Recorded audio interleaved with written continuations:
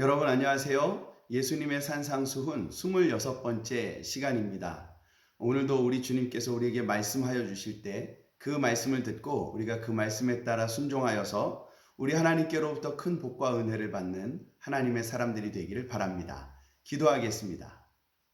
하나님 아버지, 오늘도 우리와 함께 하시고 우리를 이 아침에 불러주셔서 우리에게 주의 말씀으로 가르쳐 주의 길을 가게 하시니 감사합니다. 주님이 원하시는 길을 잘 따라감으로 하나님의 기쁨이 되게 하시고 하나님의 기쁨이 되었을 때 복과 은혜를 받아 누리는 하나님의 사람이 되게 하여 주시옵소서. 감사하며 예수님의 이름으로 기도합니다. 아멘. 오늘 우리가 함께 묵상할 하나님의 말씀은 마태복음 6장 5절과 6절입니다. 너희는 기도할 때에 외식하는 자와 같이 하지 말라. 그들은 사람에게 보이려고 회당과 큰 거리 어귀에 서서 기도하기를 좋아하느니라. 내가 진실로 너희에게 이르노니 그들은 자기 상을 이미 받았느니라. 너는 기도할 때에 내 골방에 들어가 문을 닫고 은밀한 중에 계신 내 아버지께 기도하라. 은밀한 중에 보시는 내 아버지께서 갚으시리라. 아멘. 이 마태복음 6장에서는 예수님께서 우리에게 기도에 관하여서 가르쳐 주시는 부분이 많이 나오고 있습니다. 그래서 앞으로 며칠간은 이 기도에 관한 것을 좀 보려고 합니다. 오늘 본문에 보니까 예수님께서 기도에 관해 말씀하시면서 제일 먼저 외식하는 자와 같이 기도하지 말라고 그렇게 말씀하십니다. 외식한다는 것은 무슨 뜻일까요? 예수님은 이 외식을 설명하시면서 오늘 본문에서는 사람에게 보이려고 회당과 큰 거리 어귀에 서서 기도하는 것, 그것을 외식이라고 표현하셨습니다. 또 이미 우리가 지난주에 보았던 6장 2절 말씀에서는 이렇게도 말씀하셨습니다. 구제할 때에 외식하는 자가 사람에게서 영광을 받으려고 회당과 거리에서 하는 것 같이 너희 앞에 나팔을 불지 말라. 그러니까 이 외식이라는 말은 스스로를 높이면서 마음에도 없는 일을 하면서 다른 사람들에게 자신이 하는 일을 보여서 자기 자신을 많은 사람들 앞에 높이는 일이 외식이다라고 말할 수 있는 것입니다. 그래서 그는 사람들로부터 인정과 칭찬을 받았고 또 스스로 그렇게 하기 원했기 때문에 이미 상급은 끝났습니다. 오늘 본문에서도 이미 그들이 받을 상은 끝났고 하나님께서 주시는 상을 받을 수 없다고 말씀해 주십니다.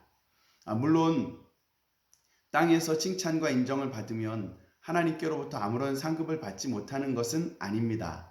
지금 하나님께 상급을 받을 수 없는 사람에 대한 이야기는 외식하는 사람들의 이야기입니다. 그러니까 외식하지 않고 우리가 하나님의 뜻과 말씀대로 살 때 그래서 사람으로부터 칭찬을 받는 것은 우리 하나님 앞에 오히려 영광이 되는 일입니다.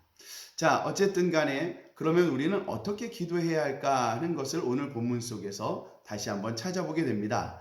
6절에서 예수님은 골방에 들어가서 문을 닫고 은밀한 중에 계신 하나님 아버지께 기도하라고 그렇게 말씀하십니다. 요새 아이폰 광고를 보면 개인의 정보를 보호해 주는 것을 아이폰의 아주 주된 기능으로 이야기해 줍니다. 그러나 한편 정보를 보호하는 것만이 아니라 이 스마트폰으로 사용하는 모든 것들이 지극히 개인적인 것이기 때문에 그 지극히 개인적인 것을 다른 사람에게 노출되지 않게 한다. 그런 뜻도 있는 겁니다. 하나님과 우리와의 관계도 마찬가지입니다.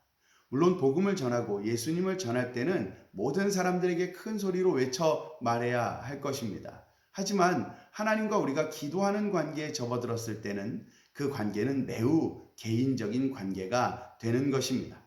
우리 하나님께서는 은밀한 중에 우리와 함께 하시고 그리고 우리가 골방에 들어가 주님과의 깊은 관계를 맺기 원하시며 그 관계를 통하여 하나님과 더욱 깊은 관계가 되기를 바라신다는 것입니다.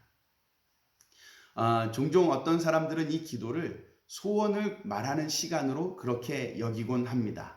하나님 앞에 이런저런 것들을 리스트를 적어서 말하면서 이것들은 돼야 되고 이것들은 안 되고 하면 어떤 자기 소원을 말하는 것을 기도라고 생각하곤 합니다. 뭐 이제까지 우리가 가지고 있었던 전통적인 생각에서 기도라고 하는 것은 무언가를 빈다라고 하는 거기 때문에 그렇게 충분히 생각할 만합니다. 그러나 하나님께서 우리에게 말하는 기도는 그런 것과는 좀 다릅니다. 하나님께서는 우리가 골방에서 주님과 만나야 된다고 말합니다. 골방 안에는 나와 주님밖에 없는 겁니다. 그러면 그 주님과 나와의 대화, 그 주님과 나와의 관계는 과연 어떤 것일까요? 여러분들이 좀 좋아하는 어떤 사람, 또는 여러분들이 존경하는 어떤 사람을 카페에서 만났다고 한번 생각해 봅시다. 여러분들은 그 사람에게 어떤 이야기를 하시겠습니까? 다짜고짜 정말 숨 쉴 틈도 없이 1초도 쉬지 않고 여러분들이 무엇을 원하는가, 내가 무엇을 하고 싶은가, 내가 어떤 자리에 올라가고 싶은가, 뭐 그런 것들을 따발총 쏘듯이 막 말하시겠습니까? 그건 아닌 것 같습니다. 그 사람과의 대화는 좀 뭔가 다르지 않겠습니까? 예수님께서 비유로 말씀해 주셨을 때에 달란트를 종들에게 맡긴 주인에 대한 이야기가 나옵니다. 여러 방면에서 이 이야기를 볼 수 있는데요. 저는 오늘 좀 재미나게도 특별히 2달란트를 받았던 사람이 주인을 만났을 때 한번 생각해 보려고 합니다. 5달란트 받은 사람과 개인적인 대화가 끝나고 나서 2달란트를 받은 사람이 주인을 만나게 됩니다. 주인과 단 둘입니다. 다른 사람은 없습니다. 그랬더니 이 2달란트를 받았던 종이 주인에게 이렇게 말하는 거죠. 주인님, 제가 2달란트를 받고 어떻게 할까 정말 많이 고민했습니다. 5달란트를 받은 사람은 그래도 엄청난 것을 받았으니까 그걸 가지고 뭘 하더라도 분명히 충분히 남길 수 있을 거라고 생각했지만 제가 받은 2달란트로는 정말 애매한 것이었습니다. 그러나 그럼에도 불구하고 저는 용기를 냈습니다. 그래서 이렇게 했습니다. 뭐 그런 이야기들, 그동안 자신이 했던 것들, 정말 힘들었지만, 어려웠지만, 위기가 있었지만 잘 견뎠던 것들, 또 주인이 가르쳐 준 것을 가지고 활용했던 것들, 뭐 그런 것을 주인에게 말하지 않았겠습니까? 주인은 그 종의 이야기를 다 들어줍니다. 그리고 나서 말하죠. 그래, 그래서 수고한 너를 위해서 내가 잔치를 준비했어. 그러니까 네가 잔치의 주인공이다. 와서 이 잔치는 너를 위한 거니까 네가 마음껏 즐겨라. 이렇게 말했을 겁니다. 마치 이 장면은 그래서 골방에 들어가서 하나님을 만나는 우리의 우리의 모습이 그런 모습이 되어야 합니다. 우리 주님 앞에 나는 이런 걸 원합니다. 나는 이런 걸 바래요. 그러니까 이걸 좀 들어주시죠. 라고 기도하는 것이 아니라 우리가 골방에 들어가서 이미 우리의 모든 것을 아시는 주님 앞에 주님, 우리가 주님을 섬길 때, 내가 주님을 섬길 때 조금 힘들었고 어려움도 있었고 지치기도 하고 낙심된 것도 많았습니다. 눈물이 얼마나 났는지 모릅니다. 그러나 주님이 나와 함께 하신다는 것을 나는 믿었고 그래서 주님과 함께 동행했고 주님의 손을 꼭 붙잡았고 보이지 않았지만 믿음을 가지고 주인이 다시 돌아올 것을 기다리면서 나는 오늘 이런 일들을 감당하고 있습니다. 주님이 다시 오실 것을 기대하고 있습니다. 뭐 이런 이야기들을 고백하는 것 아니겠습니까? 주님께서는 우리가 골방 안에서 그렇게 주님과 대화하며 기도하기를 원하시는 것입니다.